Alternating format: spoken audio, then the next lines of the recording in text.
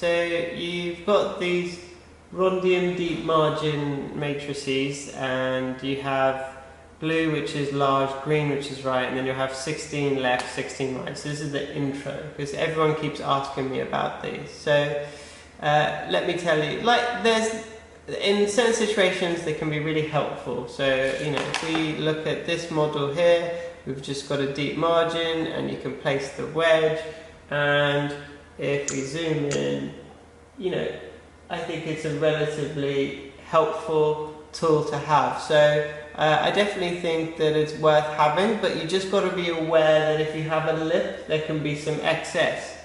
But sometimes people go to me, what about, if it's a concave margin? Well, the problem is there are limitations to everything, and then if you have a concave margin like this, and you're trying to really sort of get it in, it can be a little bit difficult.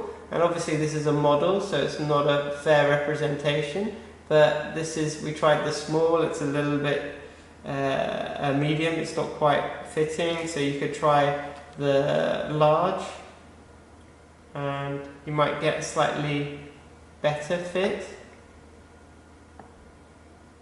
And it becomes a little bit harder, obviously, on the model to get in. So the problem is there are certain limitations, especially on a concave cavity, so you might have to adjust and compensate for this. So just to make you aware that it is a handy tool, but it doesn't always, it's not going to cover every scenario, okay?